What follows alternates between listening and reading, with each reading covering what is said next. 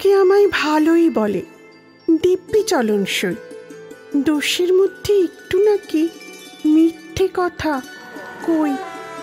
ঘাটশিলাতে যাবার পথে ট্রেন ছুটেছে যখন, মায়ের কাছে বাবার কাছে করছি বকম বকম। হঠাৎ দেখি মাঠের মধ্যে চলন্ত সব গাছে এক এক রকম ভঙ্গি ফোটে, এক এক রকম নাচে। ওমা দেখো, নৃত্যনাট্য।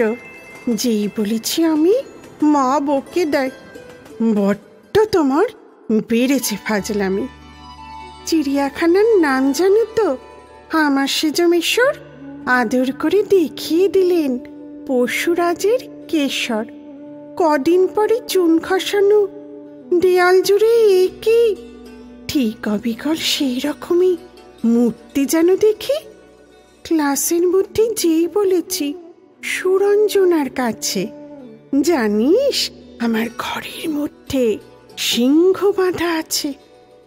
শুনতে পেয়ে দিদিমণি অমনি বলেন, শোনো, এসব কথা আবার যেন না শুনি কখনো।